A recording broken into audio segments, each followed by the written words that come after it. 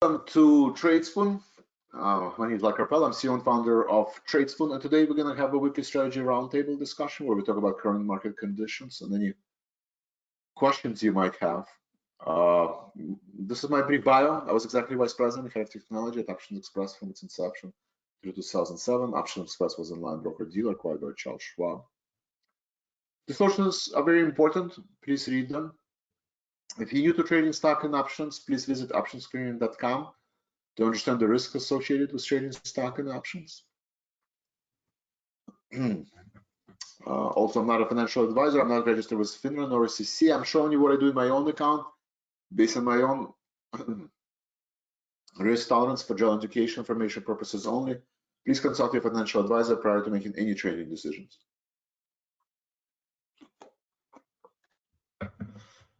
All right, let's talk about, before we get into a trading plan, let's talk about current market conditions. So look at the week. We'll see where we're going to close. Right now, Spiders is up 60 basis points. Technology is up 1%. Looking at the weekly chart, basically, we undid all of the gains from last week. And we might be trading, we might close between 380 and 390, right? So 390 and 400. Magic line is this 390, 391. That's 50% retracement. I think if we close at the current levels or above, then we're back in this range potentially 390, 400. If we close below, then we're back to basically where we were for the since the beginning of first week of December, between 380 and 390. So above 390, I think bulls are, it will be a win for the bulls. Below 390, it will be a win for the bears. We were as low as 387, today and yesterday. So kind of topish pattern. From my perspective, I think this top is probably set, unless Fed, next week we do have earnings. We do have earnings from large cap stocks and a lot more visibility into earnings by end of the week, but it's going to be all about Fed, right? So we can have another neutral candlestick or either down candlestick depending on the earnings. But then on February 1st, unless Fed sounds dovish and positive surprise, if they do say we're going to raise 25 basis points in March, right? That's the expectation. The expectation, 25 basis points in March or in this meeting, right? So February meeting, 25 basis points in March meeting, and then we pause and we observe, right? It will be data dependent. If Fed does say something like this, market can probably break through this 400 level, right? If they do not say, if they basically repeat the rhetoric for the past week from different Fed officials, basically saying that inflation is sticky, you guys are underestimated, we're not going to pivot at the end of the year, we will raise 25 basis points, but we don't know when we're going to stop, right? We don't know where we're going to stop. Then the market, I think, continues with this downward momentum, and it's just a matter of time to break through 380. I personally think Fed will stay the course. They're not gonna give what everybody what the Fed future rates anticipate, and market pulls back. I think Scott had that this question or statement, 2-year yield versus Fed rate, right? So Fed rate is going to be approaching 5%, but 2-year yield is 4.17. So when you have that divergence, right? When you have that divergence and 2-year yield leads the Fed, then statistically next year we have a strong bull market. I agree with that statement. I do agree with that statement that we will have a rally, but the question is when. Do we have this rally? Does the market reverse and we are in the bull market now? Does the rally start, in summer? Does the rally start end of the year? That we don't know, right? We don't know. And we also don't know whether the bottom will or will not hold, right? So soft landing guys basically say, 2-year yield, leads the Fed, right? And Fed will not raise interest rates, and 2-year yield will not be back to 5%. So this is the bottom, right? The question, is this the bottom, right? So that's the most important question, I think, from any type of trade. And we could talk about soft landing, hard landing, all of that, interest rates, dollar, it doesn't matter. For traders or investors, the number one question is this the bottom, right? The October low. Because if this is the bottom, or at least close to the bottom, well, on days like this, right, on the weeks like this, when there is a pullback, you buy, right? You buy 390, and then you maybe buy more at 370, and then you buy more at 350, right? I mean, you do dollar cost average, but you accumulate, because the idea is that we're going to end the year at 460, right? If this is the bottom. So the question is yes or no, basically. So let's go through the question. Just so type in yes if you think this is the bottom and market will not break through this level, maybe a little bit lower by a couple percent, maybe a little bit higher by a couple percent, but we're not going to be 20% below this level or 10% below this level. Good morning, Faye. How are you? Joseph, good morning. A year ago, Faye, market and the rallies will be short-lived. Also, are going into secular bear market and the rallies will be short-lived. So let's see. So Joseph, no. No. Okay, Scott, no. Okay, Scott, no. Joseph, no. Anyone else? Andre, Claude, Don, Faye, Tammy, Joseph, Ken, Kevin, Patrick, Rob, Sandy, Scott, Todd. And we have a lot of traders, Vitus. Okay, no. Okay. Todd, thank you. So most of you did say no. Most of you did say no, so this is not the bottom. If this is not the bottom, whether it's soft landing, hard landing, it doesn't matter, whether the Fed pause or do not pause. You basically believe that this is not the bottom, so the strategy is a little bit different. It's the opposite, right? Every time we rally to 400, you sell. We rally to 420, right? We sell 420, you sell, right? So these are your overhead resistance. I think the top is set. In my opinion, whether it's maybe 400, maybe 410, most likely course scenario 400, worst case scenario it's 410, but the top is set, right? And Fed stays the course, right? And we have a deterioration of macro and microeconomic conditions, right? Next week we have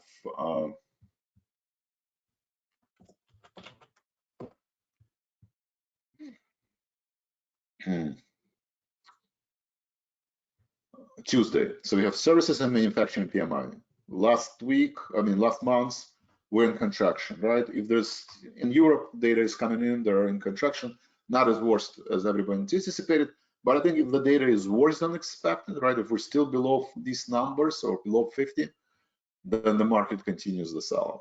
If the data is positive and this last month was just one data point and not a good reflection, these are leading indicators, right? So inflation might be under control and it's going lower and we might reach 2% target rate, but economy is contracting, right? And it's not gonna take 1 month to just reverse the effects of the high interest rates. And even if the Fed pauses and they don't pivot by the end of the year, well, all that means is that this data is just going to continue to get worse, through the end of the year.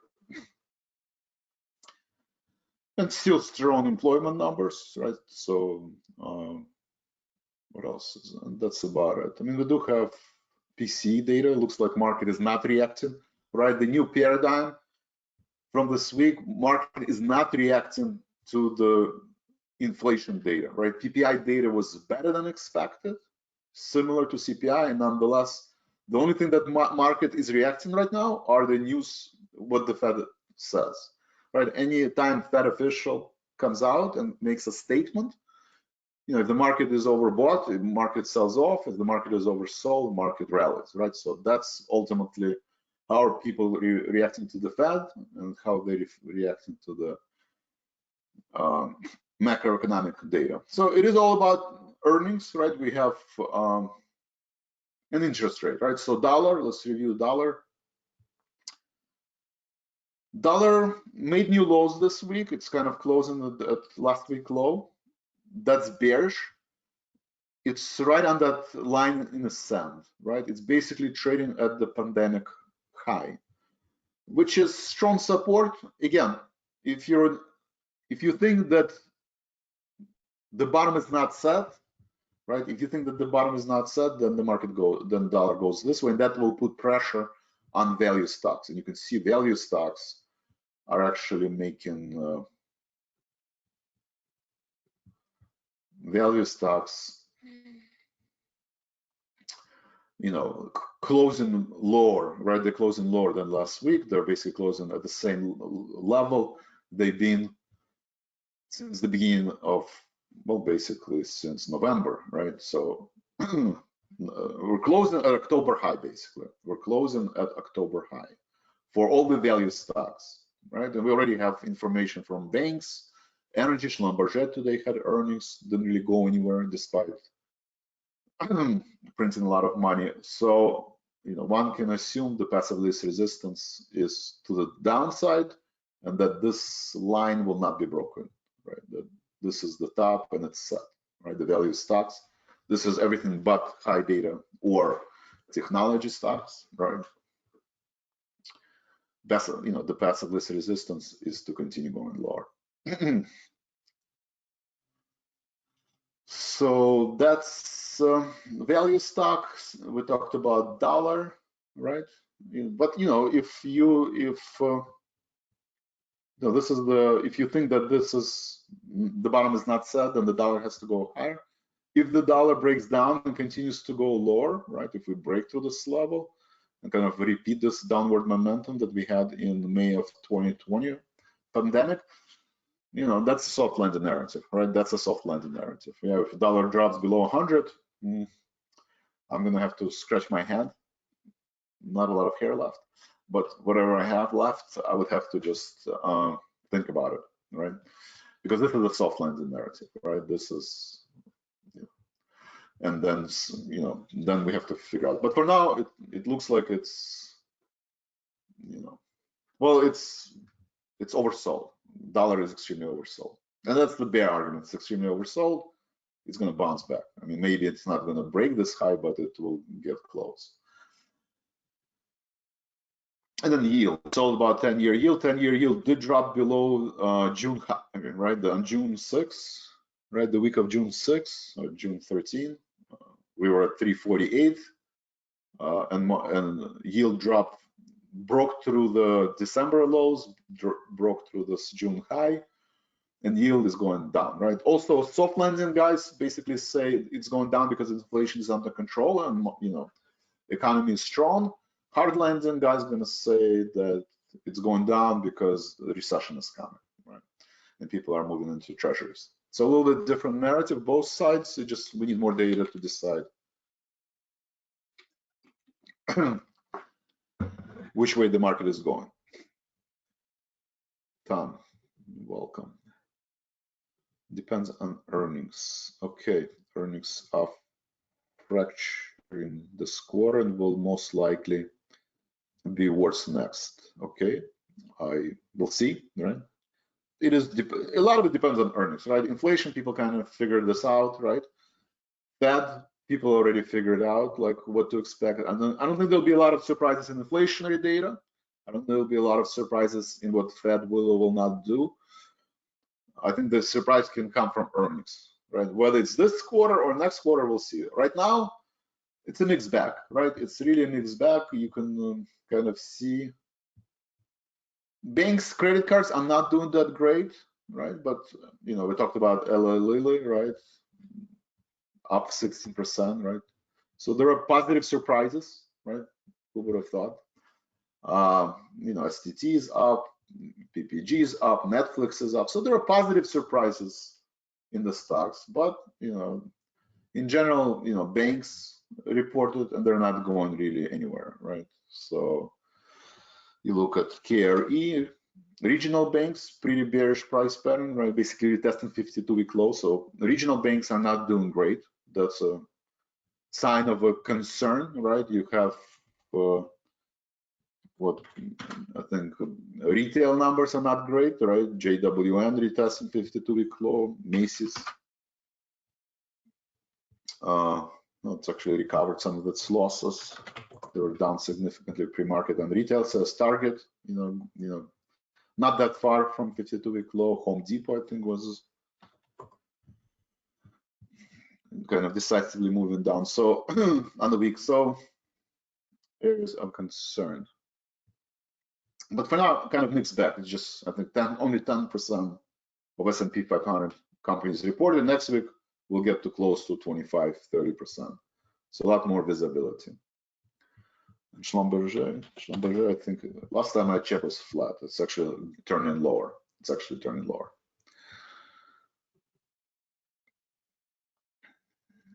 No.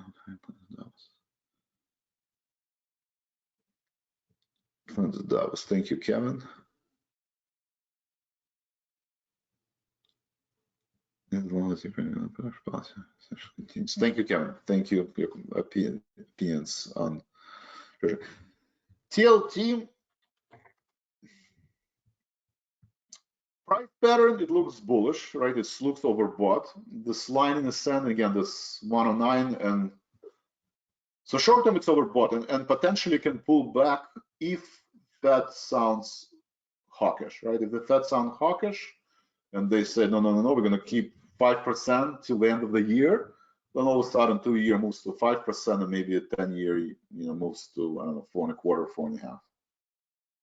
So I think, but TLT did broke through this downtrend. So downtrend is broken. It is facing a lot of overhead resistance. I think, my opinion, again, hard landing, whether it's hard landing or soft landing, we're going this way, right? That is the most popular trade. I haven't seen many people shorting TLT except some of the speakers. And the reason, it will do this, right? The reason it will do this only if inflation comes back, right? So if inflation all of a sudden comes back, let's say Fed makes a mistake, right? A lot of people say Fed will make a mistake if they're going to sound dovish, right? And say, well, we will pivot by the end of the month, by the end of the year.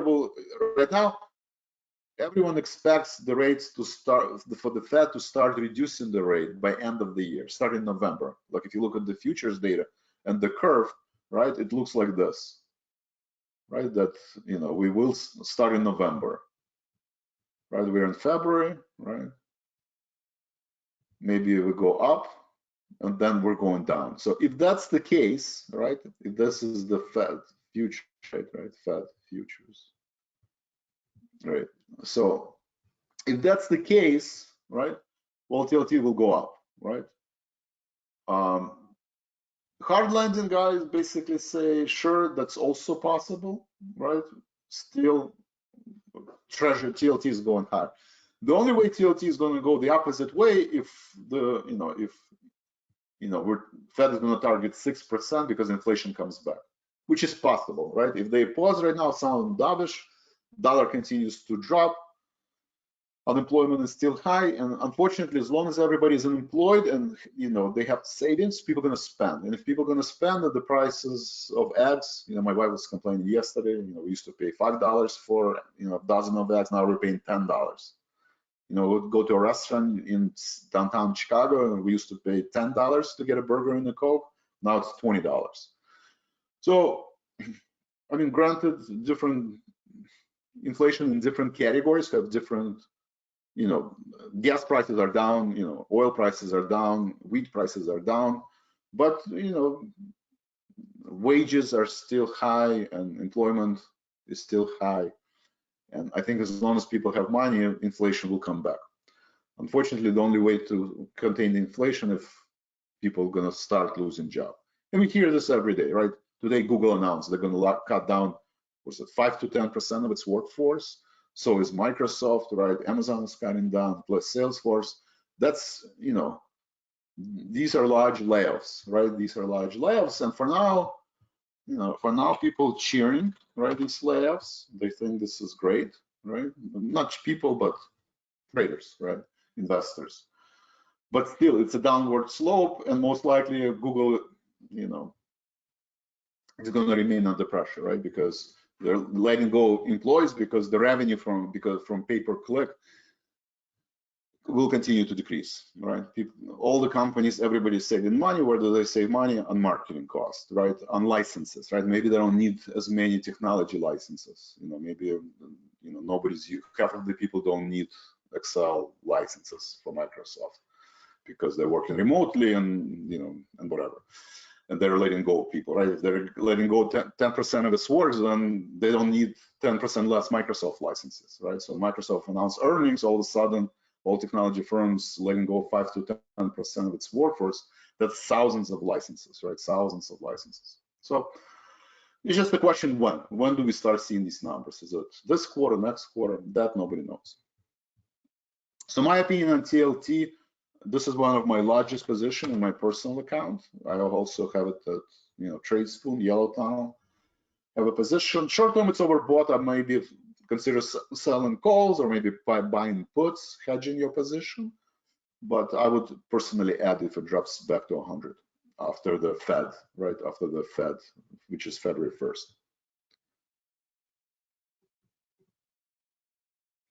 Crash landing.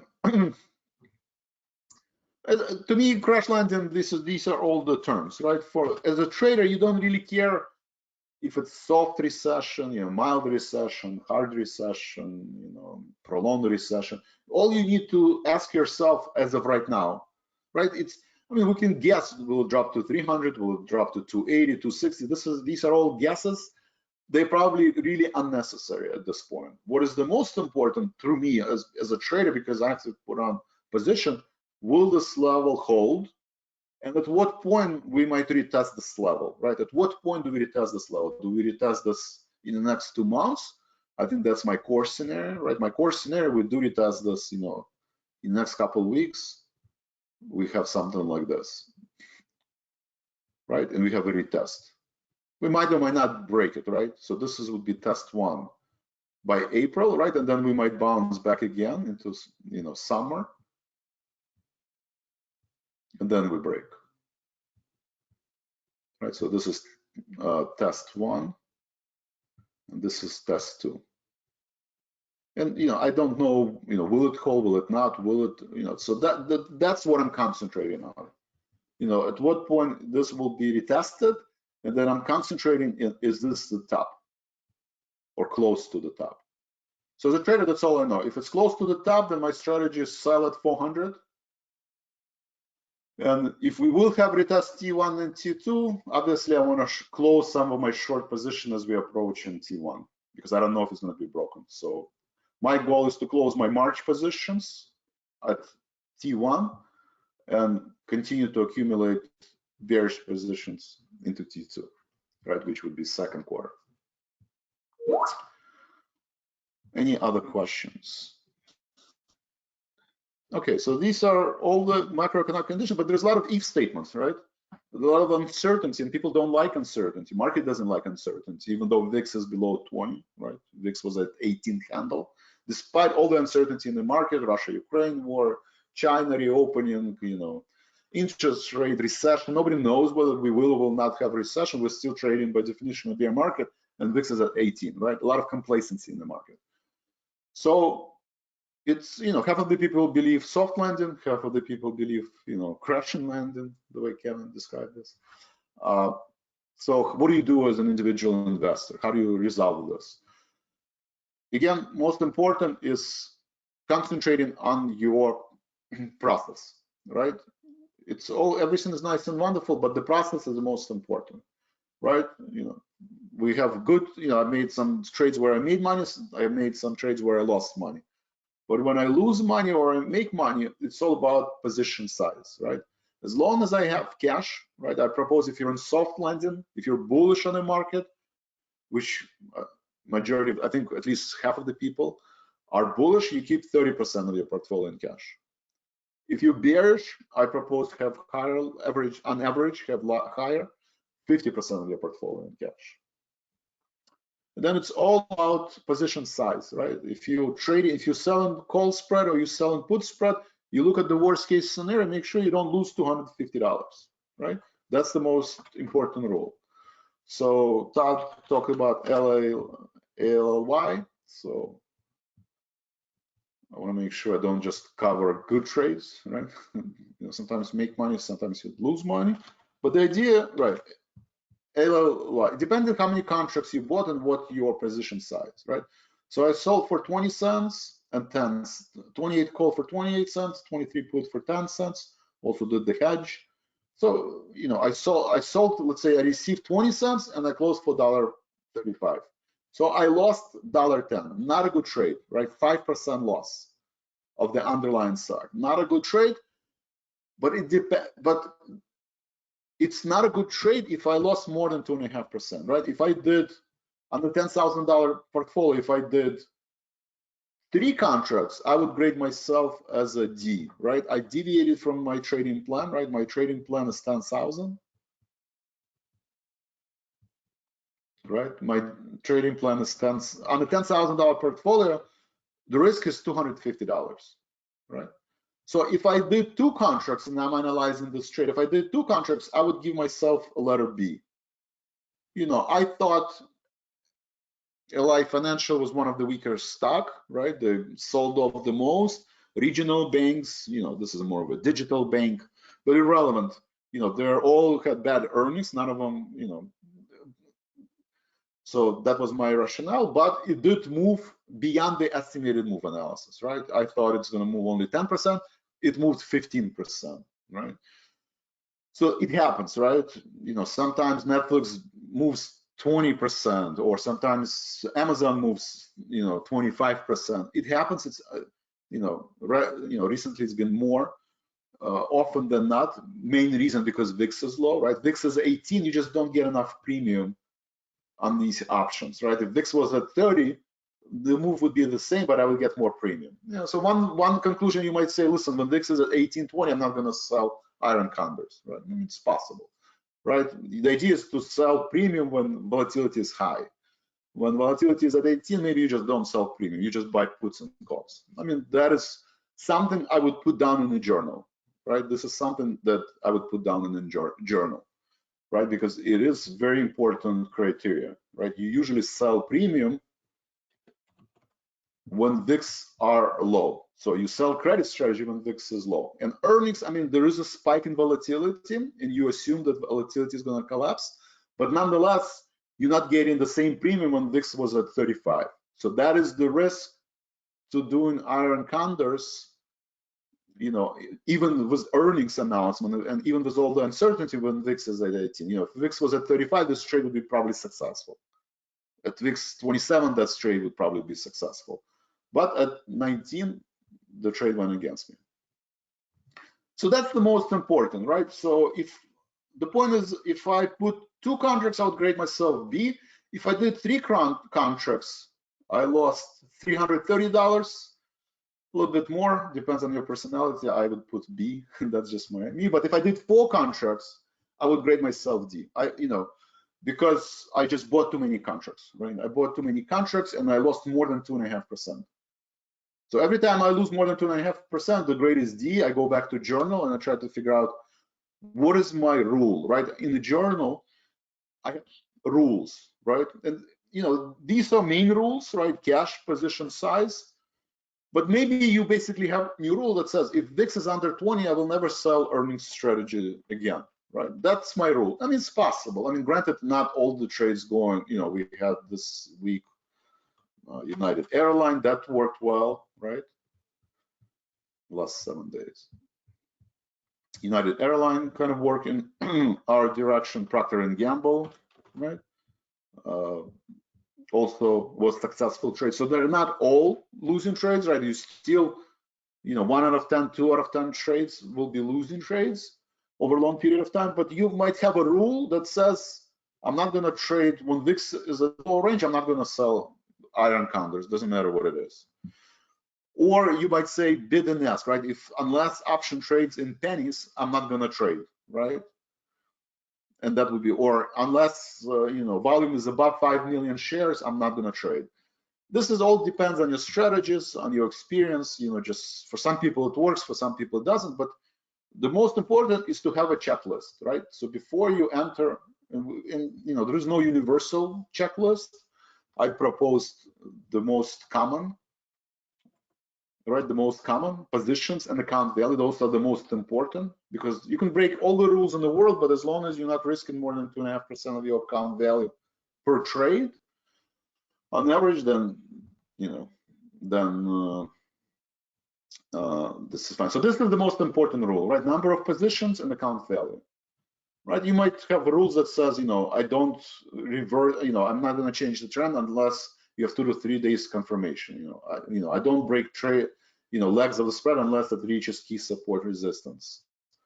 ABC pattern, wait for the C pattern before you reverse the trade, right? So you have these rules. I don't want to have too many rules, but everybody have their own rules, right? Allow more time, allow more space, wait for volume and VIX to reach extreme level, do not sell naked options. So these are all the checklists, and before I put a trade, I basically go over that checklist. And the most important is cash, position, and account value. Right? You don't want to have 50 rules, but you want to have, I don't know, 5, 7 rules, 10 rules that you constantly, it's written down, right? Just like here, it's written down, and you say, okay, do I have 4 positions? Do I have 2.5%? Am I trying to break the spread? Am I trading too close? Am I selecting the right strike price? Right, strike price. So if I on the $10,000, I did not do Netflix, right? I could have done Netflix, but I didn't do Netflix because, again, if same thing happened with Netflix, right? I'm off by 2%, right? As ALY, if I was off by 5% ALY, I'm down $250. 5% on Netflix, that's $1,500. So on the $10,000 account, I can't really trade Netflix, credit call spread, credit pull spread, right? Because I can lose potentially more than $250, right? And on the $337 stock, maybe there's the bid and ask are just too close to each other. So the rules are important, right? This is just some of the rules I outlined. I encourage you to have a checklist and make sure you don't, if you're bored, right? If you're bored, you have nothing to do, you're trading, there should be a checklist, right? If you're doing revenge trade, or you're trading because your account value is down, right? Or you're trading because your account value is up.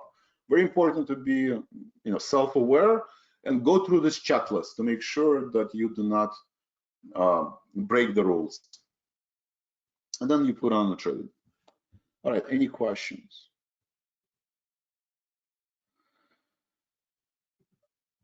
Todd, hurt emotionally? I would observe that, right? So if you're getting emotional and you're down on a trade, in my case, usually that means I lost more. If it's a $10,000 account, I lost more than $250. Like if I lose less than $250, I don't get emotional, because I basically tell myself, this is one out of many trades. Cut your losses, move on. I only get emotional if I break my rules. So you want to get to a point where you want to avoid being emotional. How do you avoid being emotional? In my case, and everybody's different, as long as I'm not down more than $250 on $10,000 portfolio, to me it's just one out of many trades. I know I'm 80% accurate. You know that if you were following me in the closing bell, I didn't do just ALY, right? I did ALY, I did STD, I did PPG, Netflix, right? And all of them made money, right? So one out of 4 trades, but at the end, I actually broke even for today, right? I lost money, obviously, on ALY, but I broke even. And actually, as I said, I encourage you to look at the pre-market data, right? Because you can look, let's say, futures. I mean, sometimes the strategy works, sometimes it doesn't, right? And there's no like bulletproof strategy, but that's what at least I do, right? I look at pre-market data. and chart, right? And if you look at, I don't know if this is going to be available. Let's see. Interactive chart. Okay.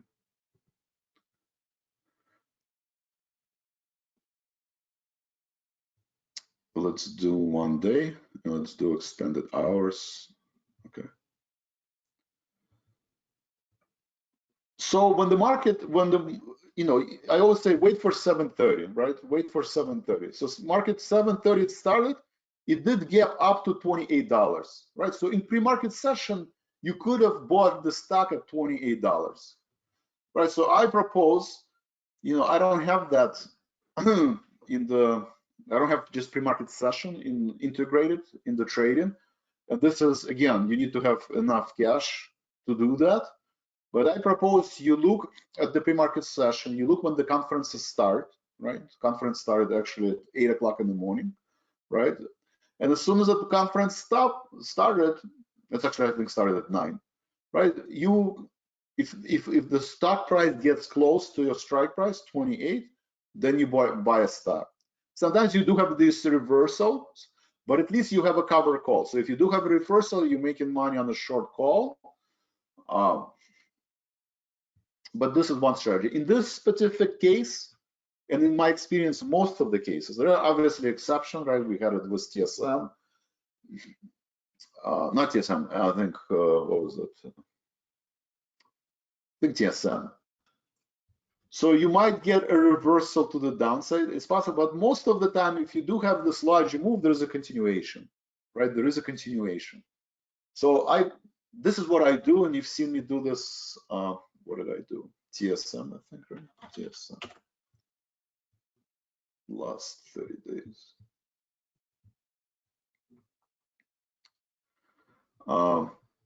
So in this case, I think it was the opposite, right? I closed.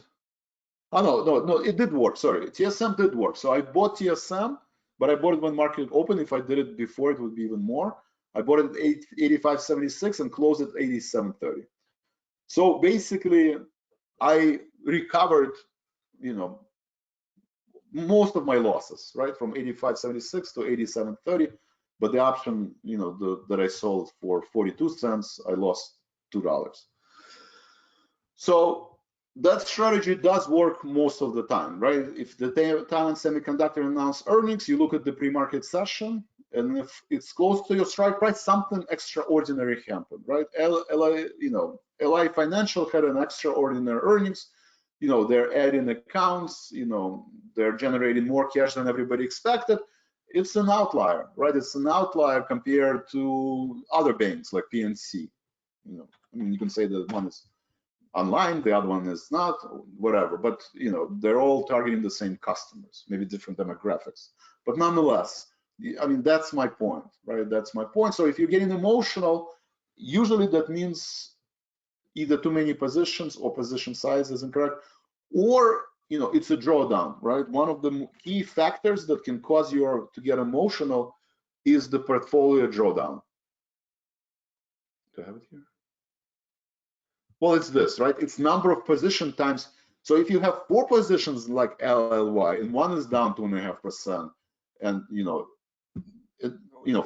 have 8 positions down 2.5%, and all of a sudden you're down 20% in short period of time, then I would get emotional, right? So I either have too many positions, or I'm losing more than 2.5%, or it's a combination of both. Then I get emotional. But if I'm following my trading plan, and I always grade myself, like I graded myself as a B on ALLY trade, right? I put myself as a B.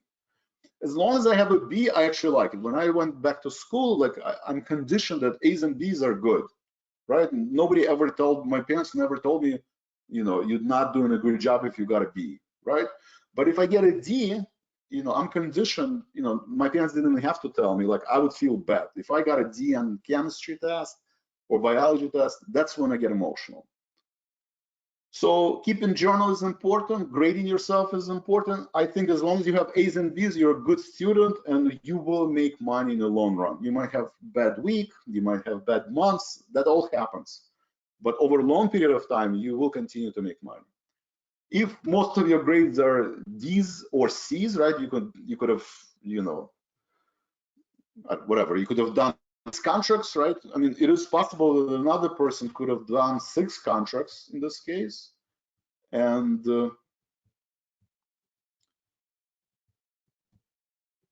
right, and let's say they did buy at 28, right? They did buy at 28. Well, you made money, right? You bought it at 28, you received 20 cents for that short call and short put. You made money on this trade. You can close it now and make money.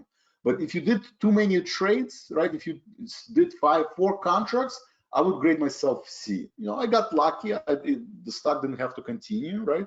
I got lucky, but I still broke my rule, so I'm going to give myself C, right? And I don't like C's. If I got C in chemistry, I also would not be very happy. So it's an important discussion, right? You want trading to be fun, right?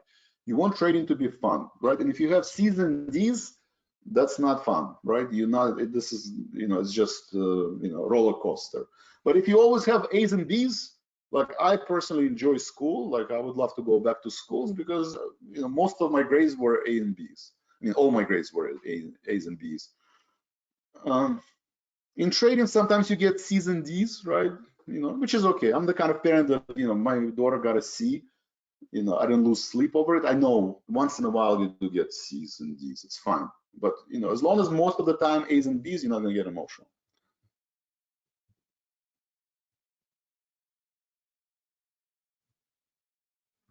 Faye, do you do an open trade for open close bell each day or one day of the week? Faye, you know, I'm trading real money. So there's no like schedule of when I put on trades. I could not put a trade. I mean, I try. We do have different services. I do try to do different examples. It's very important for you to realize that, you know, I do trade real money, but also we have different services and different people in different services. So the biggest thing is that some people only trade stocks. Some subscribers only trade stocks. So I try to give an example by, let's say, shorting QQQ, right? I'm short QQQ at 278. But I'm also short with calls and puts. So just be careful, you know, if you know how to trade options, then I would just trade options. If you know how to trade only stock, I would do stock. But if you're shorting using calls and you're shorting using stock, again, it's 2.5% rule. I mean, you could do that. That's totally normal strategy. But just make sure that the aggregate of the QQQ, you will not lose more than 2.5%. So that's very important, right? That's very important.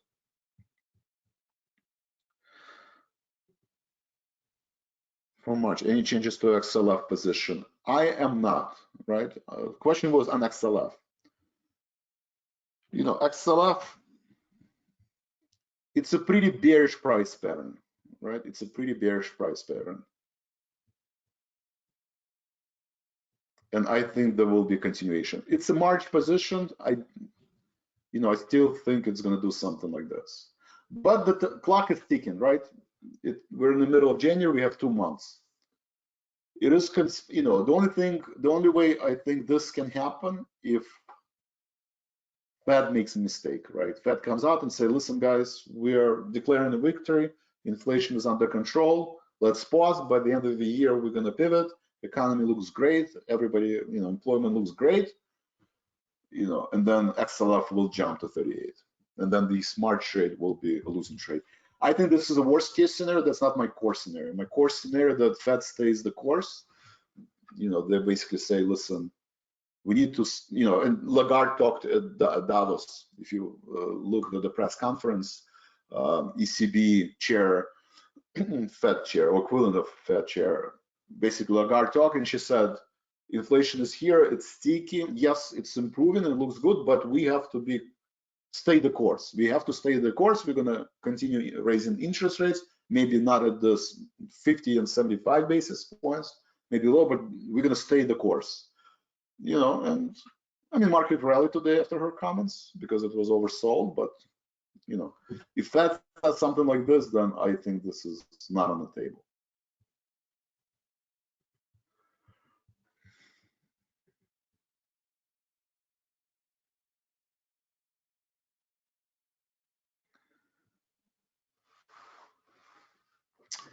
So that's my XLF position. So how do you benefit from Tradespoon subscription? I propose again Elite Circle. Elite Circle, you have morning bell and closing bell, right? And you have recordings and you have SMS messages. It's very important to be in a live trading room, and if you cannot participate in live trading room because you're busy, then please watch the recordings, because just getting trade messages themselves, as you can see, is not enough, right? I explain, if sometimes I'm short SH, sometimes I'm short spiders, sometimes I'm long spiders. It's very important to understand in what context I'm placing these trades, for what services I'm placing these trades, and how do you interpret this information, and what the position size. So I do encourage you to always look at the recordings. So that's Elite Circle. You basically get a mixture of option trading and stock trading. You see all of my trades, you watch the recordings, and then you decide which trades you do want to participate or do not. If you only like options, we do have Spread Trader. We do have Premium Portfolio. This is only spread trades. If you only want to stock trades, we do have Robo Investor. Same thing, you get SMS messages, you can see my position and orders, and you follow the trades. If you don't want to have access to portfolio, then we do have picks and tools, right? You've seen me use Stock Forecast Toolbox. This is one of our main models based on artificial intelligence. It basically says today, spiders should trade between 389 and 383. We are 391. I would not chase the market. I mean, we still have a positive trend, but at this point, I think model will adjust. And at least short term, I would consider, if you do want to go long at 383, at 390, the market is probably overbought. For the next 10 days, for the next 6 months, same thing. Right? Model said that for 6 months, overhead resistance is at 394. Right? This is a predicted range for the entire month. 394, 360. So we already traded above 394. This is just a suggested, key overhead resistance. We were as high as 400. So, I mean, you could be 5% above the predicted high, but the point is don't buy at 394. Don't buy at 394. If anything, buy either 360 or at 380, right? 380 or 360. And still we're trading in a downtrend. So that's the tools. We have other screeners and research tools that you could subscribe, or different services. Active Trader, Weekly, Monthly Trader. I know a lot of people use these as a trade idea generation. Weekly Trader, I think Bob got into AMD, right? ED, Google, ETN. Well, you can see like Google, for example, right? This is a weekly trade. If you bought, Google actually outperformed the market this week. So model does identify stocks that can potentially rally, right? So, if you bought Google on Monday, this was a nice profit.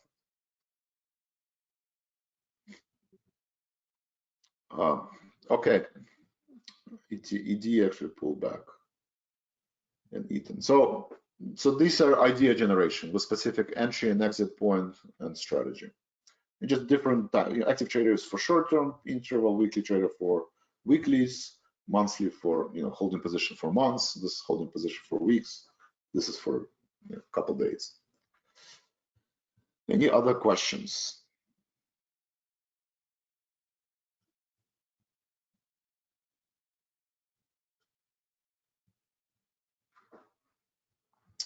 All right, it's 10:22. So we went through Stock Forecast Toolbox. Any questions on picks? Weekly trader, active trader, Elite Circle, Premium?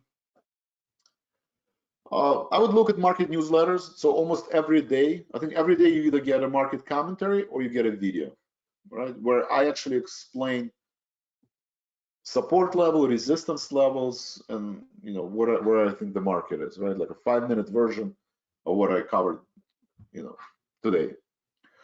So with an update, right? Where do I see the market? So that's important, and I would at least use that. This is free, right? This is a free service. And in the beginning, you don't want to trade alone. You want to be part of some kind of a trading community, right? You don't want to be alone. You don't want to eat alone. You don't want to trade alone. It's the same application. You want to be part of a community where there are different traders with different opinions, right? We have traders that think we're in soft landing, but they still come to the session, right? They might not agree with my opinion, but at least it gives them some kind of a perspective and helps them follow the rules, right? Somebody keeps them accountable. So I encourage you to do that. Hopefully you'll do it on the Tradespoon platform. If not, find another platform where you just don't trade on your own.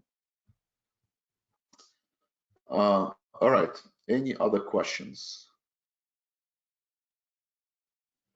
about interest rates, dollar, where any specific stocks?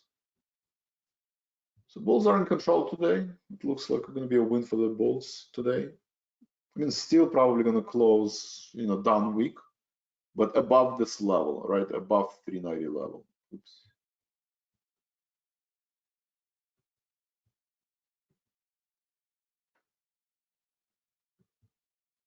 Right, above 390 level. So that's a 50% retracement in here. And 380 is 68% retracement on weekly chart. So very important levels. 380 is important level. 400 is important level. This is all just Fibonacci retracement. You can see, I mean, we've been spent market since May, basically didn't go anywhere, right? Since May 9th, market just basically at the same level.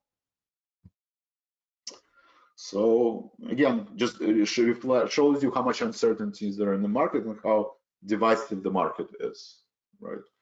Because for the past, 6-7 months, we're basically trading at the same level. All right, and what does it mean?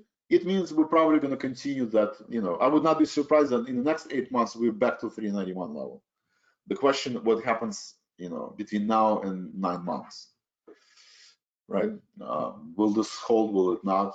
I mean, most likely, if this doesn't hold, if we're going to be at 390, then this level does not hold. If this level does hold, most likely we're not going to be at 390. We'll be at 440 or 460, something along those lines.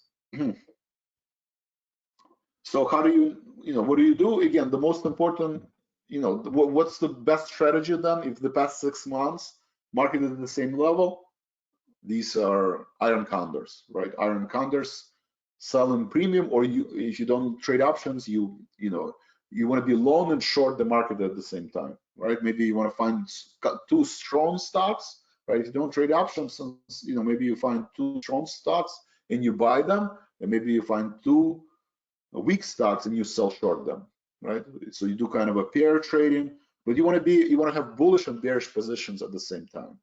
You can do it with stock.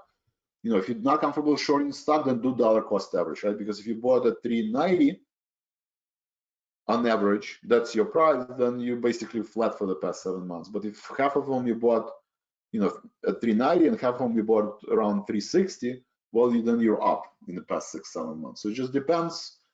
You don't want to buy all at once, and just realize that, we could be in this range for next year. We could be for the range for the next 2-3 years. I would not be surprised that even for the next 3 years, we're still in this range. So all that means is that you gotta change the way you approach trading, right? It can't be buy and hold or sell and short, right? If the market for 6 months not going anywhere, if the market doesn't go anywhere for the next 3 years, all it means is that you got to be long and short at the same time, or you got to use dollar cost average. And if average price is 390 for the next 12 months, doesn't matter if it's soft landing or hard landing, you just don't want to buy it at 390, right? You want to buy it at 360, you want to buy it at 320. My opinion that we will be at 390 at the end of the year.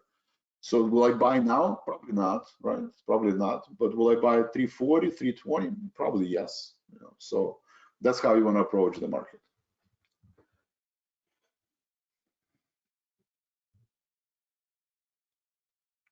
Faye, where do you find Friday AM session for replay? On the recordings. It's not there yet, but it should be posted.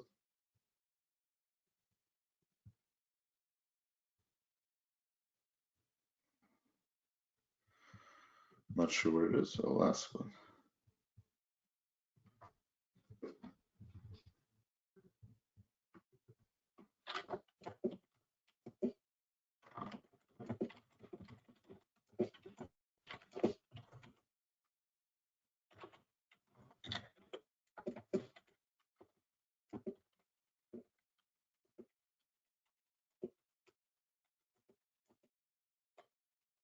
Yeah, I'm gonna ask him to upload.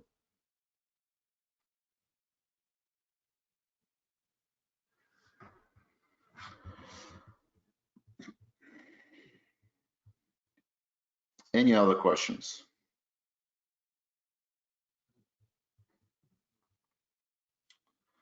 All right, it's 10:30. You guys been great. I think one thing that I am very confident is that, what I said, that this is going to be at least few years of active investment, right? You already see large hedge funds are outperforming passive investment, right? This is their time. 2022 was their year. I think 2023 will be year of hedge funds, and the next 5 years will be the year where hedge funds will outperform passive investment, right? The last 12 years where passive investment outperformed active. I think we're gonna have probably a few years, if not a decade, of where the active investors outperform. What does it mean? You long short the market at the same time. Maybe you use options to help you generate some of the additional revenue. Or if you're not comfortable trading options, if you're not comfortable, shorting and long the stock at the same time, you use dollar cost average. Don't buy. That means instead of risking 2.5%, instead of risking 2.5% per position, you only risk 1%. You break the position down into increments, right, or 3 increments, dollar cost average. If you soft land, okay, buy 30% at 392, buy 30% at 352, and buy another 30% at 300, and then you wait, and then in next 12 months it'll probably be back at 390.